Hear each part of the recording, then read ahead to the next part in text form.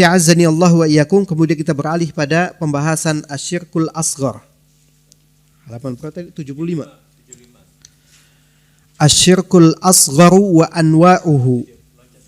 Setelah membahas tentang macam-macam syirik besar dan juga bahaya syirik besar, maka kita beralih pada asyirkul asghar wa anwa'uhu, syirik kecil dan macam-macamnya. Karena syirik kecil juga tidak hanya satu macam saja.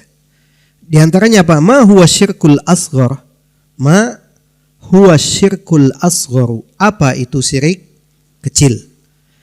Asyirkul asgharu huwa riya. Syirik kecil itu apa? Riya. Dan nanti disebutkan riya an ta'mala amalan liyarakan nas. Riya adalah engkau beramal supaya dilihat oleh orang lain.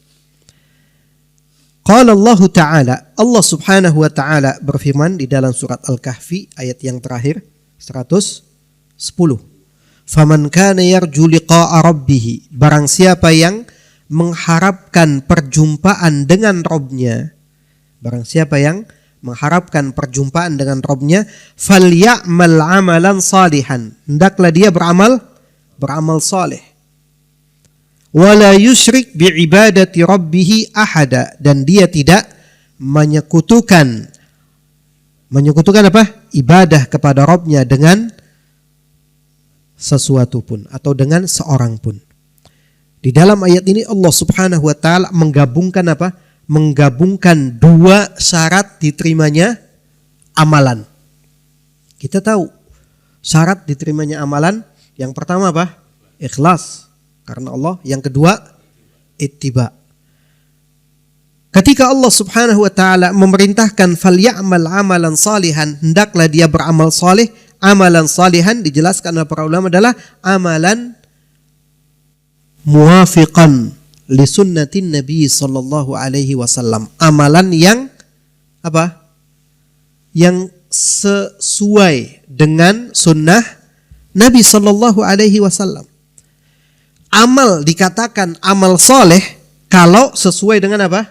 Dengan sunnah Nabi sallallahu alaihi wasallam. Kalau tidak sesuai dengan sunnah Nabi sallallahu alaihi wasallam, maka tidak dikatakan amal saleh. Karena Allah menyebutkan falyamal amalan salihan. Amalan saleh itu al-amal allati tuwafiq, al-amal alladhi yuwafiqu sunnatan Nabi sallallahu alaihi wasallam. Amalan yang berkesesuaian dengan sunnah Nabi sallallahu alaihi wasallam baru dikatakan sebagai amal saleh. Kemudian syarat yang pertamanya wala yusyrik bi ibadati rabbih ahada, tidak menyekutukan Allah. Artinya apa? Ikhlas dalam beramal. Dua syarat ini dijadikan dalam satu ayat yang mengharuskan kita untuk meninggalkan. Dan di sini sebutkan syirik kecil karena biasanya yang menggerogoti amalan itu supaya orang ingin apa? Ingin dipuji oleh orang lain. Makanya sini Nabi sallallahu alaihi wasallam bersabda dalam hadis yang diriwayatkan oleh Imam Ahmad, inna akhwafa ma akhafu alaikum, sesungguhnya yang paling aku takutkan, ma akhafu alaikum, aku menakutkan atas kalian apa? Asyirkul asghar, syirik kecil. Apa itu syirik kecil? Riya, yaitu riya. Dan yang termasuk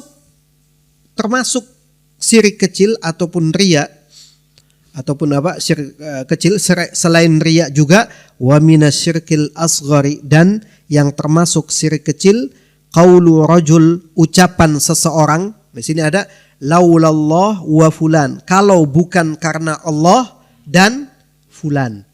Misalkan ini kalau bukan karena Allah dan ada fulan, ini enggak jadi nih masjid, atau enggak jadi bangunan ini, atau enggak selamat.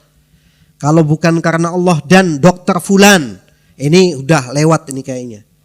Kalau misalkan enggak ada, bukan karena Allah dan fulan, ucapan dan di sini berarti apa? Taswiyah, menyamakan.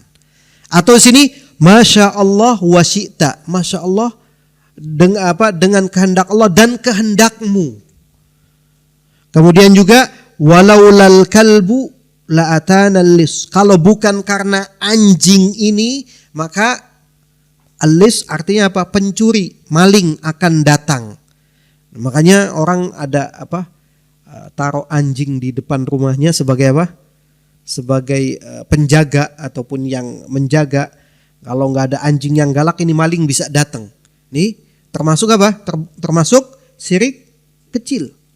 Yang harusnya apa? Kalau bukan karena Allah Subhanahu wa taala saja. Tapi kalau ingin ditambahkan maka dannya diganti dengan apa?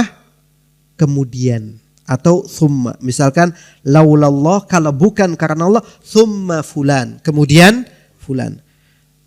Dan kalau bukan karena Allah, kemudian atas bantuan jasa fulan sehingga masjid ini menjadi atau sudah menjadi bangunan. Kalau bukan karena Allah, kemudian bantuan dari bapak-bapak ini jadi tempat ini. Jadi ada apa? Ada perbedaan kedudukan antara kalimat dengan dan kalimat apa? Kemudian. Karena kemudian ini menunjukkan apa? Kedudukannya lebih rendah. Beda dengan dan. Kalau dengan kalimat dan berarti kedudukannya sama. Makanya kata Nabi SAW dalam hadis yang diriwayatkan oleh Imam Ahmad, la taqulu ma syaa Allah wa syaa fulan. Janganlah kalian mengatakan masya Allah wa syaa fulan, karena kehendak Allah dan kehendak fulan. Walakin qulu, akan tetapi ucapkan masya Allah thumma syaa fulan. Jadi menggunakan kalimat thumma ataupun kemudian.